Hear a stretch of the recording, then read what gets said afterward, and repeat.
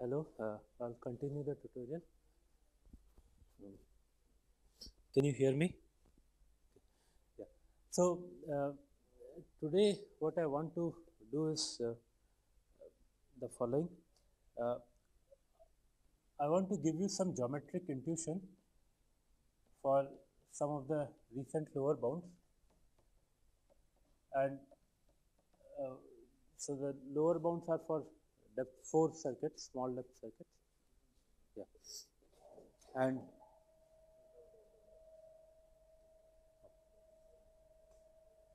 so, and I want to also present uh, a lower bound for homogeneous depth 3 circuits, which is due to Nissan and Wigderson.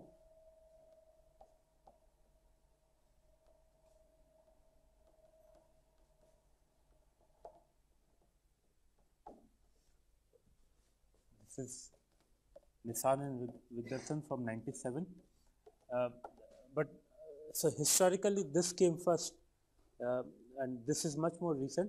But hopefully, it will make more sense to go now in this order. So, uh, so what are we trying to do here? So, I want to write. Suppose I have a polynomial f. Say it's homogeneous, and I want to write it as a sum of products of homogeneous polynomials. So this is homogeneous, and all these guys are also homogeneous.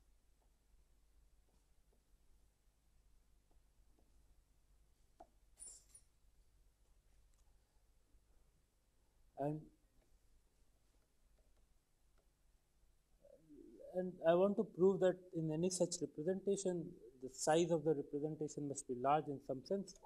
So let's say that this S here, the number of summands, is called the top Fanon. Let's say I want to prove that the top Fanon is large. But before we do that, let's consider this very simple problem. Can I show S is at least 1? So, very simple basic case. I have a polynomial. So, another way to say it is, I have a homogeneous polynomial. Can I find out whether it is a product of some number of other homogeneous polynomials or not? Right? And so, one thing one can do is, actually there's a very nice algorithm due to Kaltofen. It says that if you give me this polynomial in almost any reasonable representation, I can actually find these Qij's, and it's all efficient. But depending on what representation you use, you might have to use randomization. And a very recent result actually shows that uh, all that you require is actually an oracle for polynomial identity testing. If you have that, you can remove that randomness also. So anyway, so you could, if you are given f, you could take Kaltofen's algorithm and run it and see whether it factors or not. Yeah. No, it's applicable for any polynomial.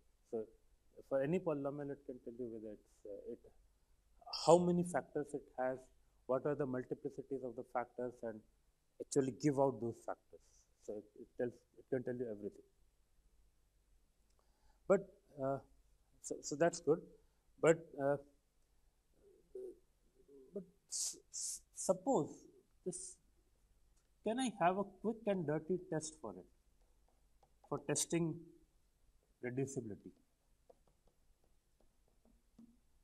Something, some sort of maybe a heuristic, or um, so we'll see what we mean by this. So in general, here Kaltofen gives you an algorithm, but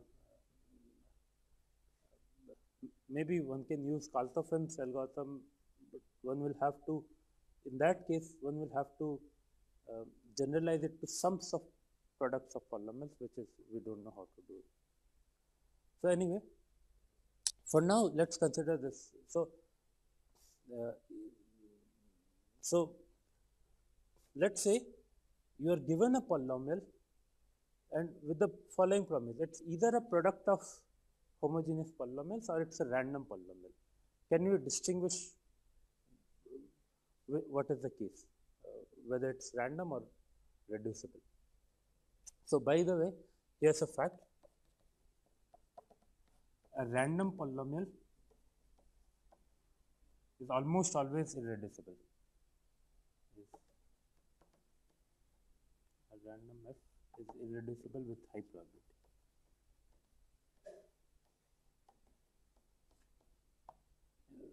With very high probability in some sense. Anyway, so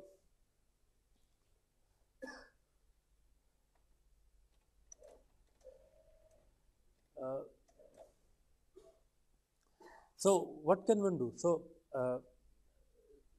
here's the idea. So let's take the bivariate case. So let's say you have a polynomial, let's say bivariate polynomial. Okay. For now, bivariate but not necessarily homogeneous. You want to know whether it's a product of two polynomials or not. So because so these are not homogeneous, and the non-homogeneity condition here is not really important. It will be easier for me to draw pictures and convey the intuition in this case. So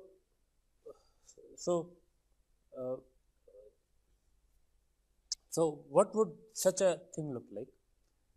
So let's plot the zeros of f. So Vf, I'll generalize this definition later, but for now it is the set of all pairs where f is 0, all points in the plane where f is 0, the variety of f. What will it look like? Well, if it factors like this, it will look like two curves in the plane. So there are, if you just pick, say, random q and r, and if you plot the zero set of the product of q and r, it will look like two curves in the plane. So if you draw this picture, you can immediately see whether the polynomial is reducible or not, if it's one curve or two curves in the plane. But how do we exploit this? How do we make it more formal, and how do we generalize this? So notice the following, that typically if you take a random polynomial, the picture will instead look like this. It will be some curve like maybe like this, and for a product of two polynomials, the picture looks like this.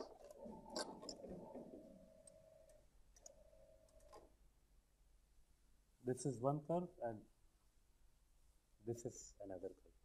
This is the curve Q, this is the curve R. Now, note the following, that let's look at the points where these two curves intersect.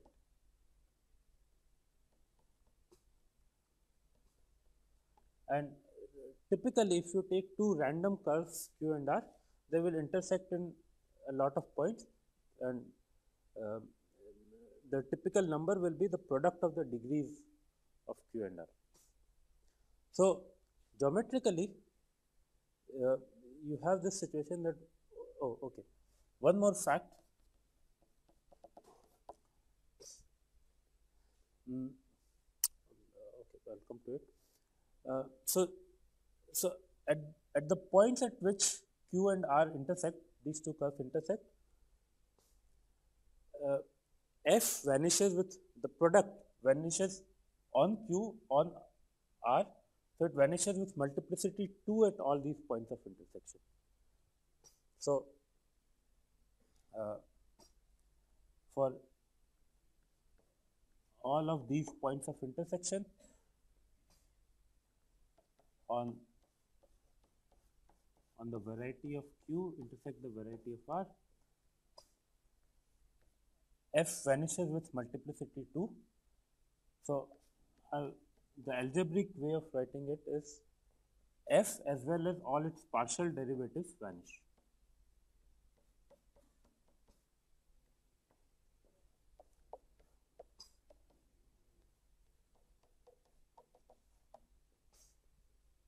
And let's just verify this.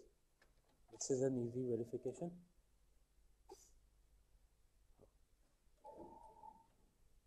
Okay, let's move here.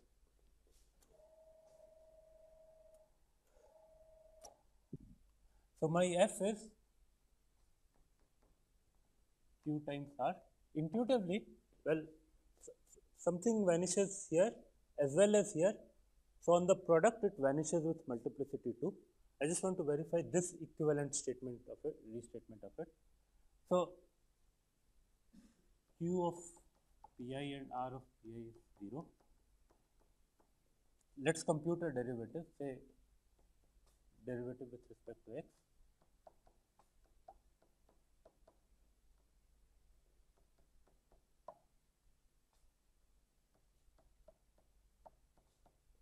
Right, and now if you plug in Pi,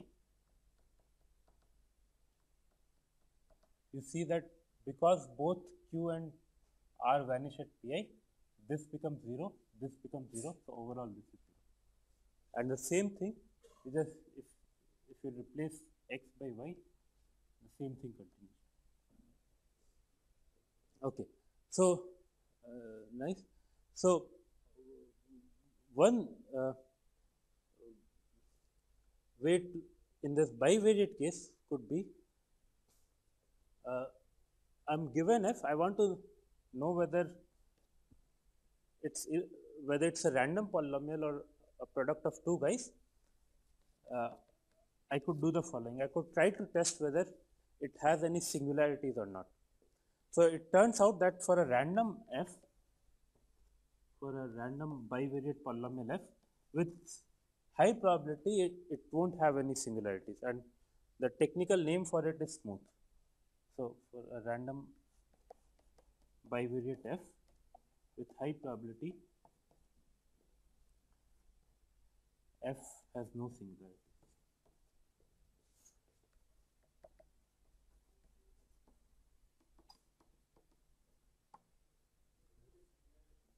Singularities are points at which f as well as all the derivatives of f vanish. In some sense, so for univariate polynomials, the singularities are exactly the points at which f vanishes with multiplicity 2 or more. In the bivariate case, we just call them singularities, or in the invariate case, we call them singularities. So in the bivariate case, this would be a the quick and dirty test. You take the polynomial f, try to find out whether it has any singularities or not. If it has singularities, you say maybe it is a product of two things. If it has no singularities, maybe it's not. So okay, how do we generalize this? So to generalize this, we need some basic algebraic geometry.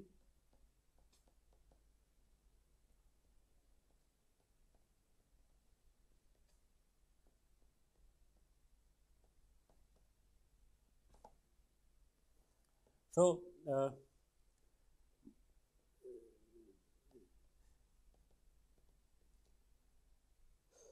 so we'll generalize the notion of varieties for a bunch of polynomials.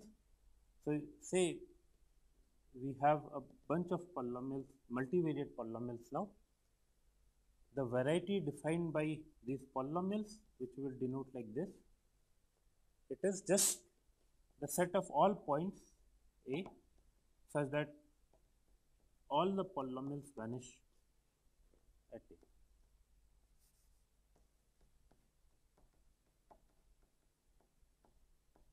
all the common zeros of my polynomial set, right? And now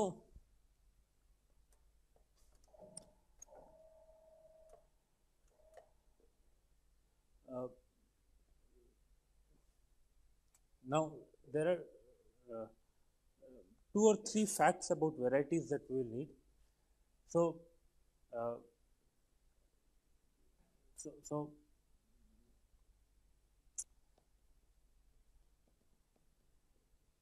so this this is a notion of a variety being irreducible. So, you can come back to say bivariate polynomials.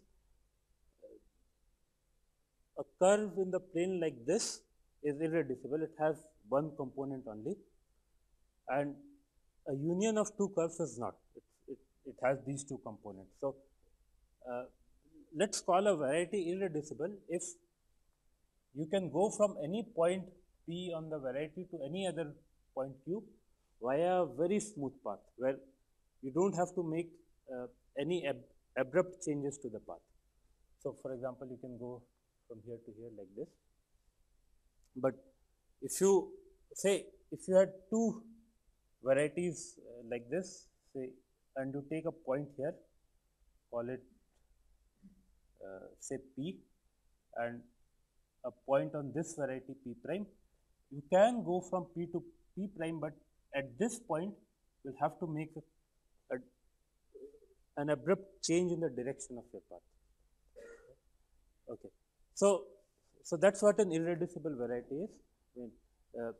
And if you look at pictures, it's much more clearer.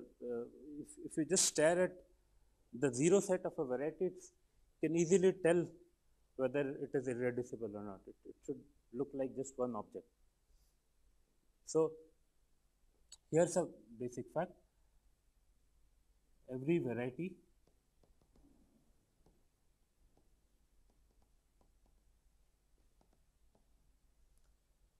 is a finite union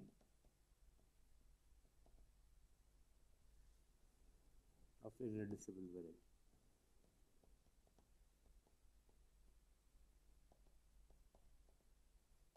And so let's say these irreducible varieties are V1 through Vr, and these are unique.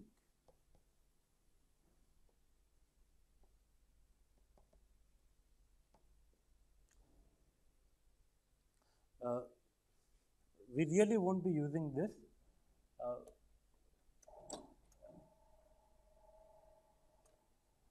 What we will ultimately be using is the notion of dimension of a variety.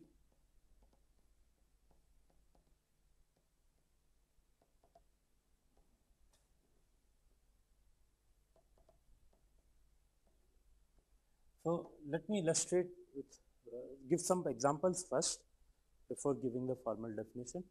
So, for example, if you in the plane, if you have a bunch of isolated points, the dimension is 0. Intuitively, anyway, if you have a curve, it has dimension 1, and in the plane you cannot have much more than that. In 3-dimensional space, again a bunch of points will have dimension 0. You can have a curve in 3-dimensional space, it will have dimension 1 and so forth. And you could have a surface, something like this, and this has dimension 2. So, so that's the intuition for dimension. Essentially, at any, if you take a random point on the variety, how many directions can you move in and still stay on the variety? So another way to define, there are lots of equivalent definitions of dimension, and that's why it's so useful. So another way to define it is like this.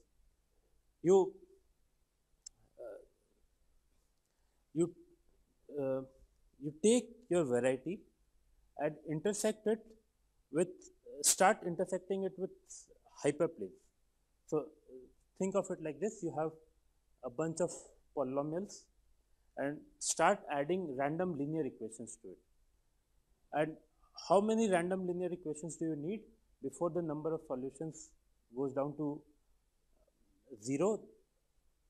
Uh, sorry, goes down to a finite number.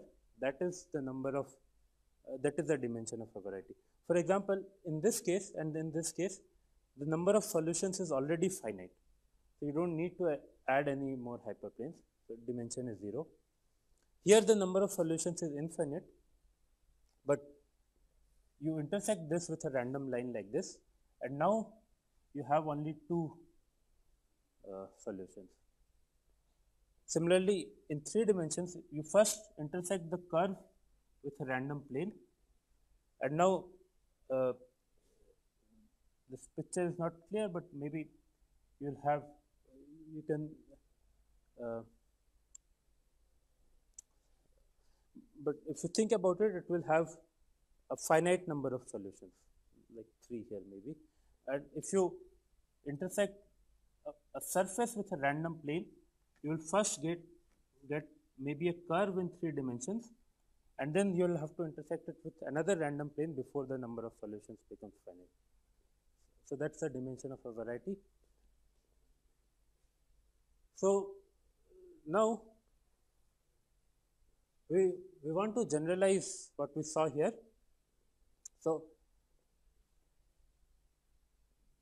we have f, let's say it's a product of some number of polynomials q1 through qr, and these are now on n variables.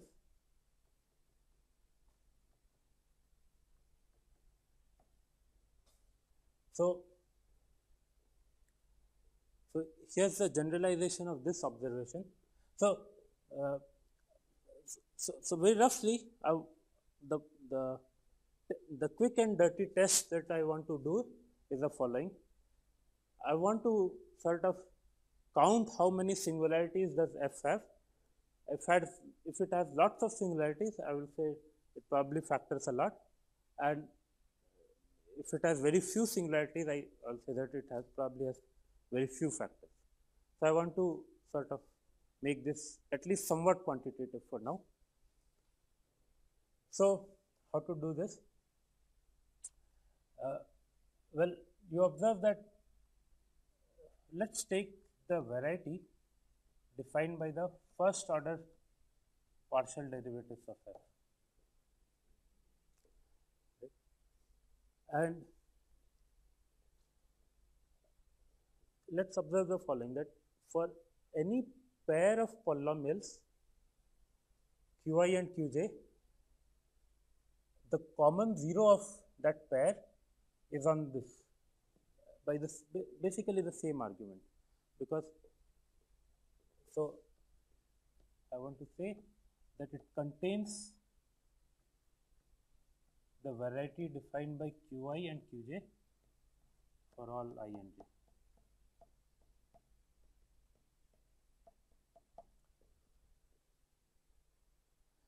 And basically by that same argument, if some point vanishes on this and this, it vanishes with multiplicity 2 on f, and therefore all the partial derivatives of f also vanish on that point. So here, by this notation, I mean the following set of polynomials, all the first order partial derivatives.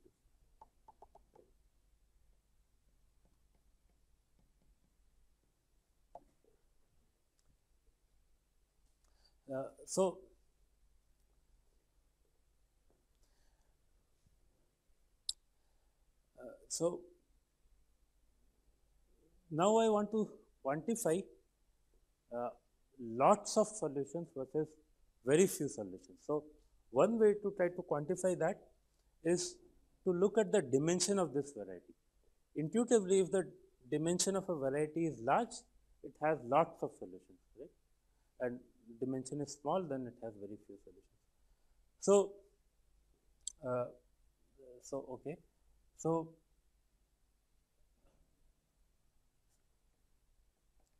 here's one thing one might do.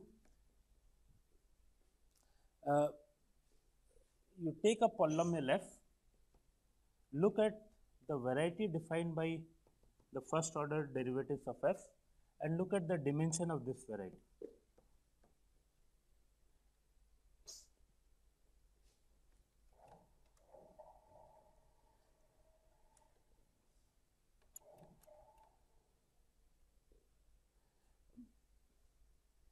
So, if this dimension is large, then uh, f probably factors, and in fact, one might will try to refine it later, but and if this is a zero dimensional variety or empty, then maybe f does not factor. So,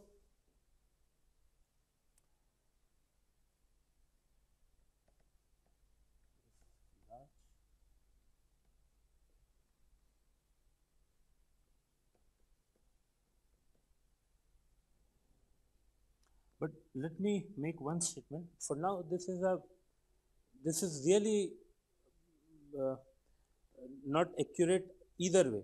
So, you can have polynomials for uh, which are irreducible, but was which have lots of singularities, and you can have polynomials which are reducible, but the variety is empty. So, how can that happen? Well, it might happen that, for example, Q1 and Q2 might have no common zeros. So, for example, in the plane, if Q1 corresponds to this line and Q2 is another parallel line, they might not have any common zeros. So, we need one more fact, and then we'll see one toy lower bound. That at least this problem of Q1 and Q2, two factors not having common zeros, does not arise if the polynomials are homogeneous. So, here's the general fact.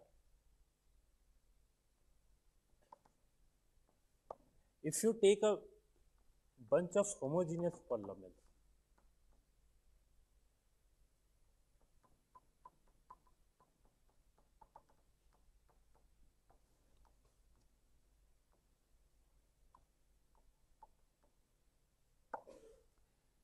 and you look at the dimension of the variety defined by this is at least n minus 1. Actually, this is one has to be very precise here. Actually, you should think of homogenizing things, but I will wave my hand, and you have to work in projective space. But I'll tell you the intuition behind it. For example, suppose these were, instead of arbitrary polynomials, these were linear polynomials. So, homogeneity means that these are actually homogeneous linear forms. So, then for homogeneous linear equations, if you throw in R constraints, the dimensionality of the solution space goes down by at most R. So this holds generalizes to arbitrary homogeneous polynomials in the following way. That's some intuition behind this. And now it turns out that it can be used with a very problem. So let me first not solve, but prove something about this problem. So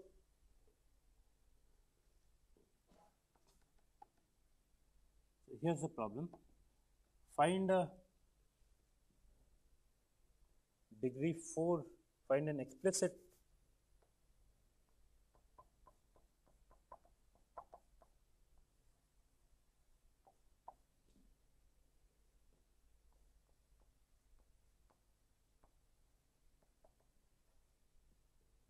degree 4 polynomial f such that for any representation of f as a sum of squares,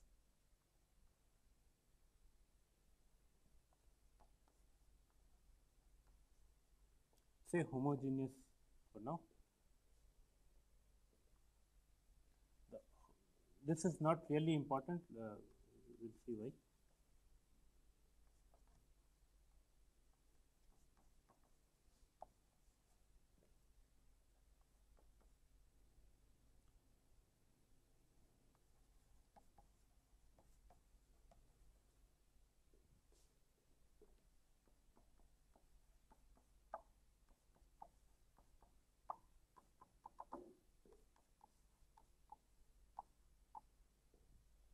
The number of commands S that you need is at least, it's say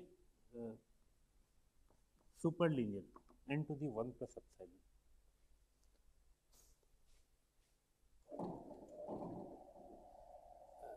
Yeah. Yeah.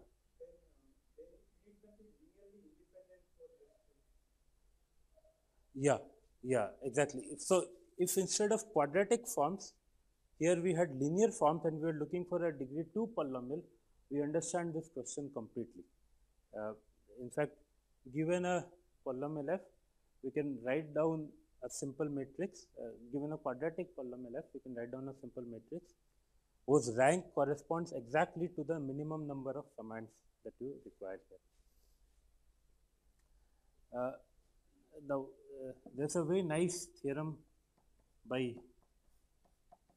Rubus, Wigderson and Yehudayev, which says that if you can solve this problem, you actually get exponential lower bounds for non-commutative circuits.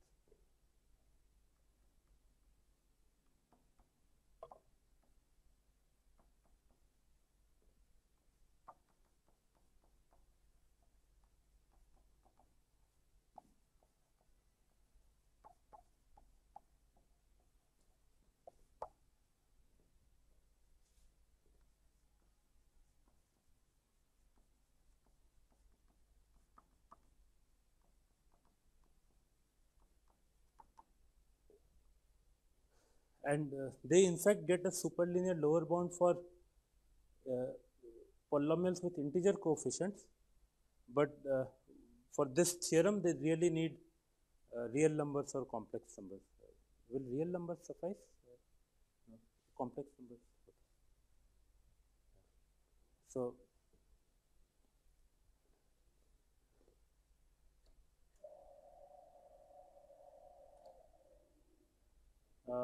so we don't know.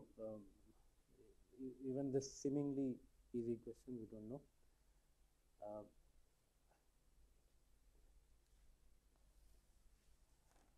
But now, what I want to give you here is an explicit polynomial, so that the lower bound is n, the number of variables at least. So it will be a simple dimension argument like this. Oh, by the way, I should have mentioned, this fact is true over an algebraically closed field. When you generalize from linear forms to polynomials, this fact holds only over algebraically closed fields like the complex numbers. Okay, so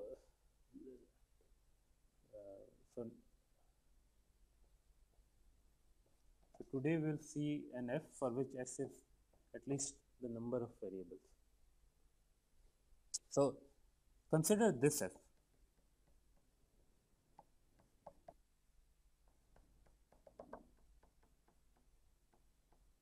So very simple, yeah.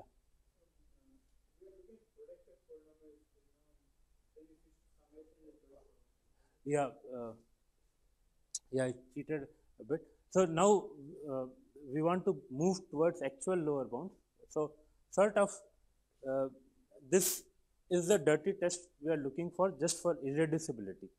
Now we want to handle sums of products. That is really what we want to do if we want to prove lower bounds for circuits. So yeah, I'm slowly moving towards sums of products. But As an intermediate step, I'll look at sum of squares for now.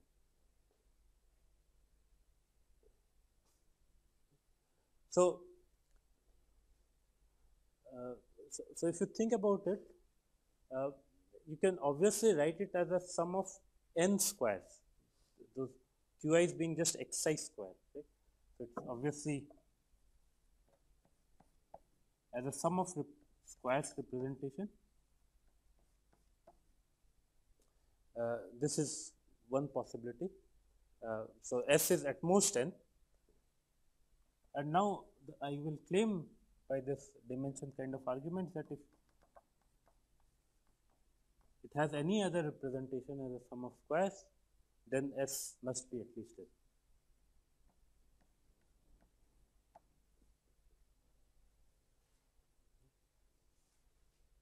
So how do we do this?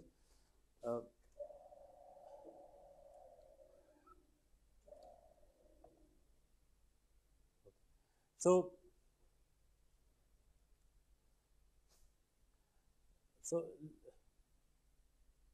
let's look at the variety defined by the first order derivatives of f. Okay.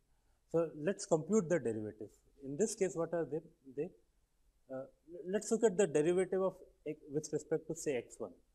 So all these other monomials don't depend on x1 at all. So if I take the derivative with respect to x1, they all vanish. The only thing that survives is this. So the derivative with respect to x1 is this, and similarly the derivative with respect to x2 is this, and so on.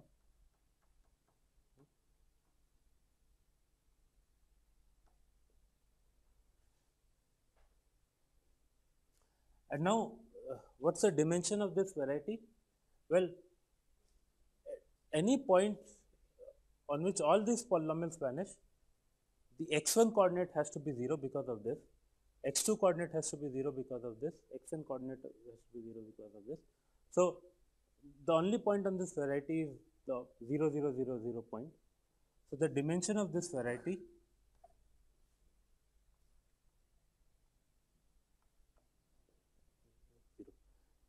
actually, to be, if I were very precise, we should look at the projective dimension, in which case this will be an empty variety. But I will skip that. Maybe it will, instead of n, you will get n minus 1 in that case. I'll skip that. So now let's look at the right hand side. So, okay. So here's the claim that if f has a representation like this, then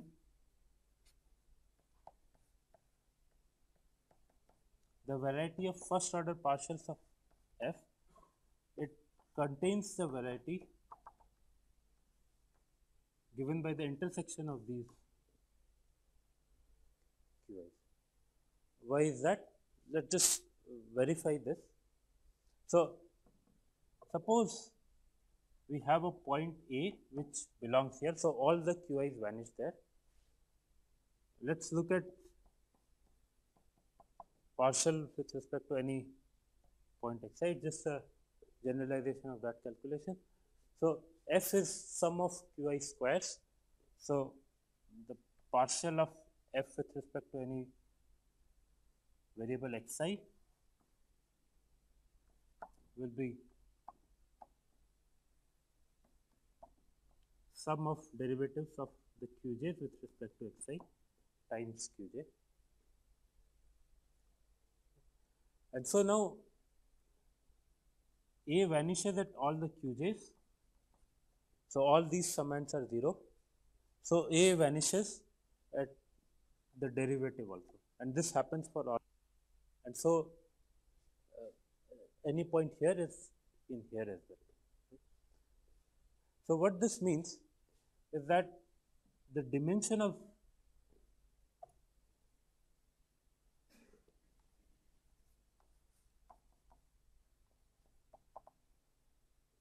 okay, let me just, what the claim means is that the dimension of this must be at least the dimension of this variety.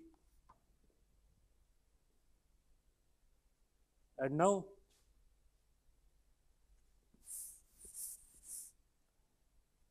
we already calculated this, it is 0.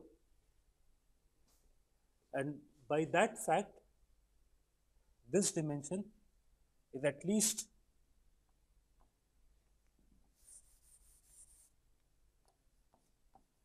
n minus s.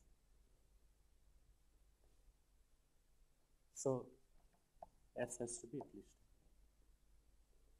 So in this very simple case, for this particular polynomial, you get the exact answer using just a dimension argument. Any questions so far?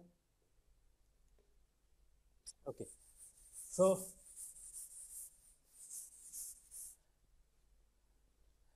sort of, but the problem with this argument, the reason why it doesn't seem to generalize much more is kind of the problem which Amir Shpilka also mentioned with respect to depth 3 circuits yesterday, is that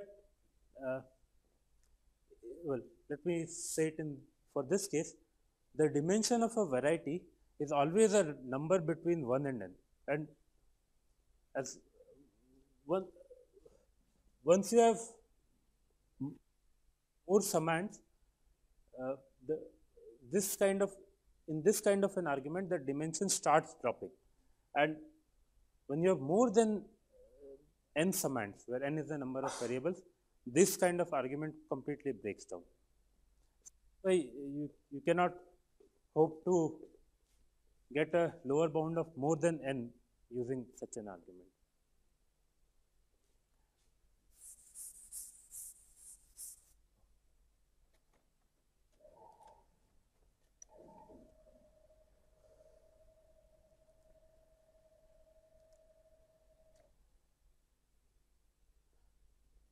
So how to save the situation? Luckily, there's a theorem by Hilbert which comes to the rescue, and it says the following. So it relates the dimension of a variety to the rank of a certain linear map. So here's an old theorem by Hilbert.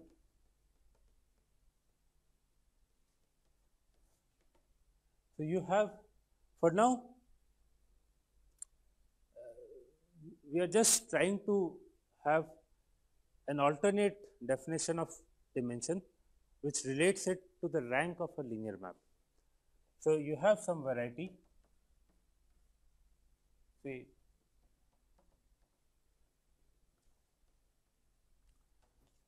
given by Q1 through Qs, S might be more than n, and you look at the dimension of this. Okay. So now consider the following linear map. It takes as input a bunch of multivariate polynomials A1 through AS, and it outputs A1 Q1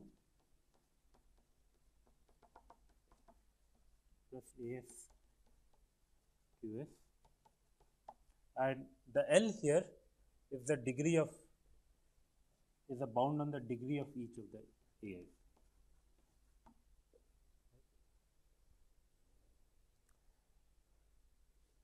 Now,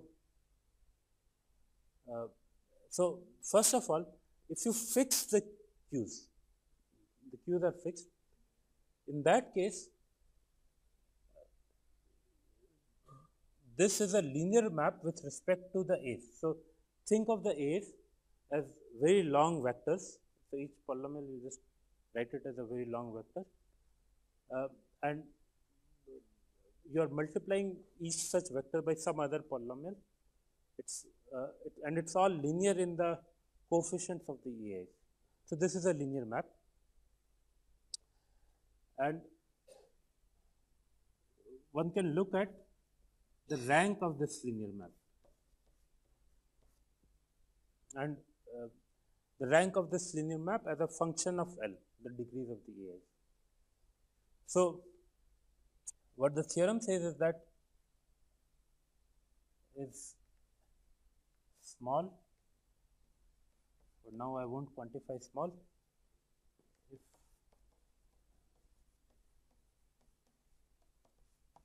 and only if dimension of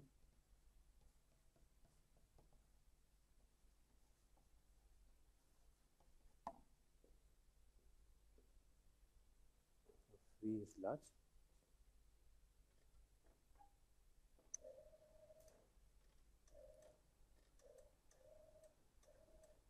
So, how do we combine everything now? I want to give some motivation for many of the lower bound talks that will follow. Uh, so, so think of it like this. Suppose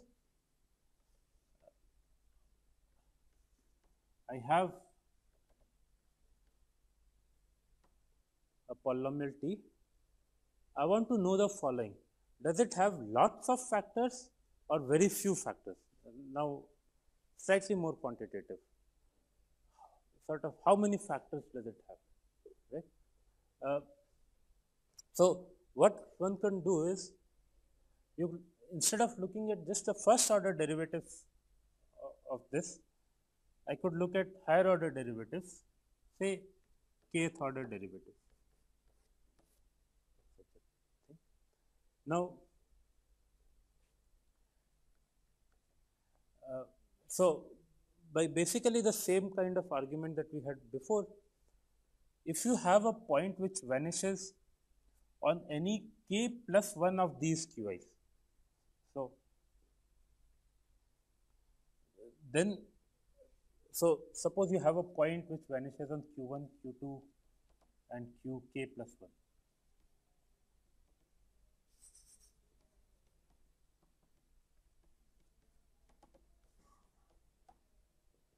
Then such a point vanishes with multiplicity k plus 1 at t, because it vanishes k plus 1 times. And so, t along with all its kth order partial derivatives, with all the partial derivatives of order k, will vanish on such a point. So, just to put it in geometric language, the variety defined by the kth order partial derivative will contain all these varieties. You can take any bunch of k plus 1 of the qi's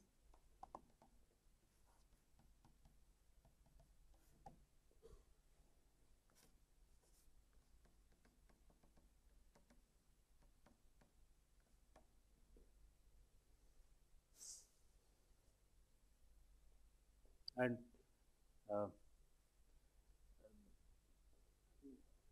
but okay.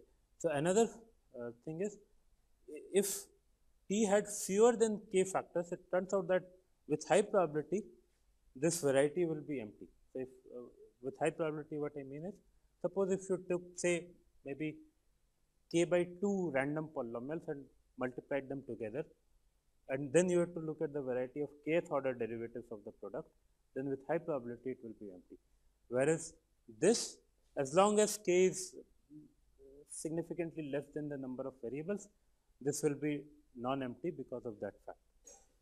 And so, this can be used to sort of get a quick and dirty test for how many factors does a polynomial have, and you will see the precise statements later, but very roughly if you combine this fact, so in particular this means that the dimension of this variety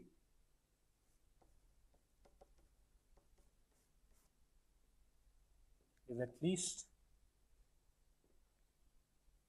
n minus k plus 1 if the number of factors is at least k plus 1.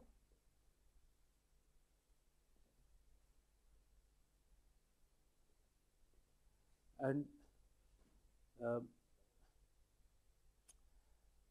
if you combine this fact with this theorem by Hilbert, it turns out that you can you get a nice complexity measure which can be actually used to prove lower bounds, and you will see more of that in the next few talks.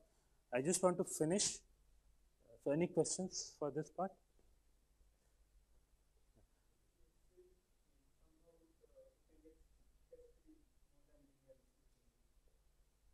Yes. Yeah. So, this we will see in the next few talks.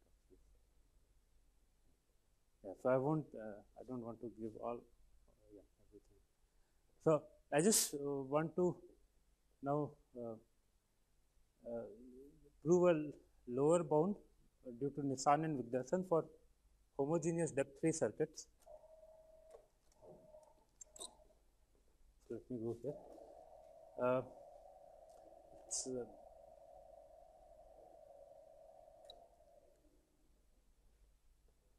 So, in the case of homogeneous depth-free circuits, the okay, you sort of we will sort of apply this intuition, but the linear map here will have just L equal to 0. So, in that case what we are doing is we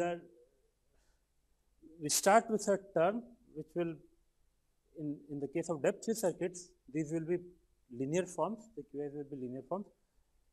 We start looking at the derivatives of this term, and but instead of looking at the dimension of this variety, we instead of look at the rank of the linear map corresponding to this variety with with the choice of L being 0.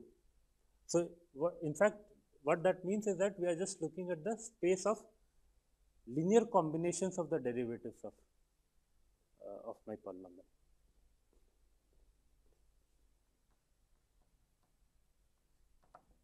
So, here's the theorem. If you take the determinant and you want to write it as a sum of products of linear forms,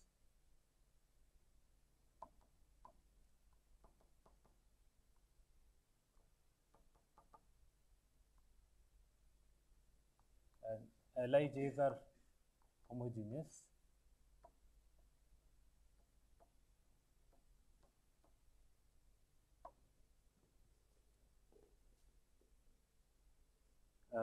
okay. By the way, you can always write the determinant like this. In fact, you can write any polynomial in this form. You can always write any monomial as a product of linear forms, and so any polynomial you can write it as a sum of product of linear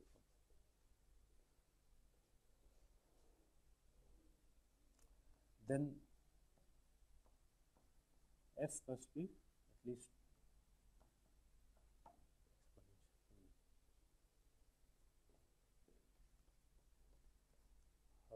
how do we see this? So, in our case, a term here is the ith term in this expression. It looks like this.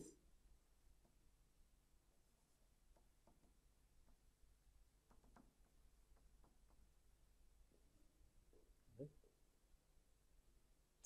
So, let us start taking the derivatives of this term. So, one useful thing about linear forms is the following. Well, you can well anyway, sorry, I was trying to simplify the calculation of the derivatives, but well, it does not matter. So, what we want to do is look at the span of the derivatives of such a term. So, just linear combinations of the derivatives. So, what do they look like? Well, let's take first order derivatives for just as a toy case. Let's say L1, L2, L3. What do the first order derivatives look like with respect to some variable? It is derivative of L1 with respect to xi, L2, L3 plus derivative of L2 with respect to xi, L1, L3 plus derivative of L3 with respect to xi, L1, right? Now, here's the point that since these are linear polynomials, these are all constants. These derivatives are all constants. So what this means is that any such derivative is in the span of L2, L3, L1, L3 and L1, L2.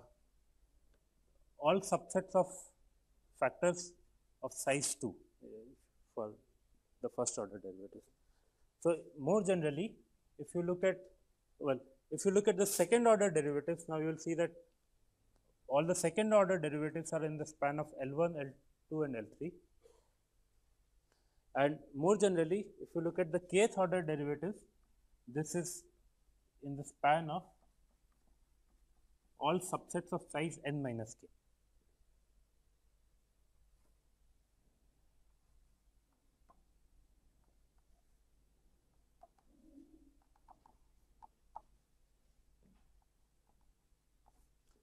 By this, I mean you take all subsets of size n minus k. So, as a vector space, so now we are back to ordinary vector space dimension. The dimension of this vector space, which by the way, the dimension of this vector space is exactly the dimension of the image of this map with L equal to 0, and so it's exactly the rank of this map with L equal to 0. This is at most n choose n minus k, which is n choose k.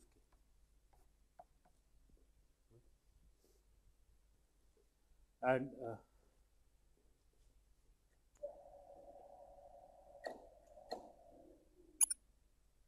okay, so now it turns out that this dimension that we are looking at is also subadditive. Why is that?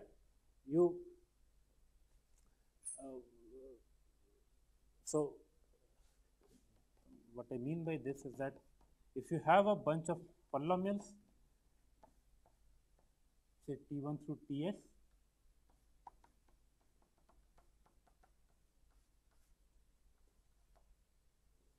the dimension of this space, of the span of this space, is at most the dimension of the span of the derivatives of T1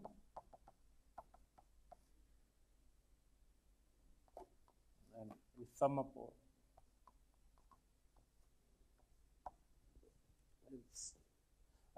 The reason for this is just because derivative is a linear operation. So when you take derivatives, just you are taking the sum of the derivatives of the Ti's. And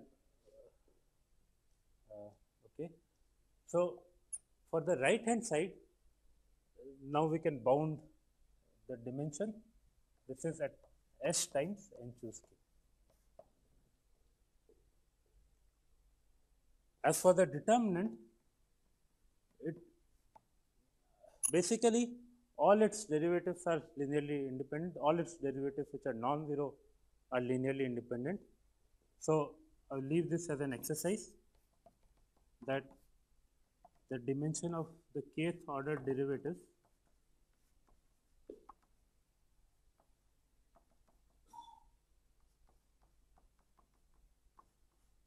is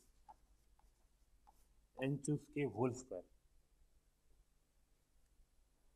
So if we put these two together, you get that the number of summands must be at least n choose k square by n choose k You can choose k, of course, and you are free to choose the number k. You can choose it to maximize this, which of course this is a binomial coefficient, so you should choose the middle one. So you choose k to be n by 2, which becomes 2 to the n. That's a square root of n here, but for k equal to n by 2. So yeah, and as Amir mentioned yesterday, all this works fine, but if these are not homogeneous, we don't know a lower bound, even if we don't have an explicit polynomial where we can prove that the number of summands must be n plus 1, just one more than the number of variables, or maybe two more than the number of variables. So that's it.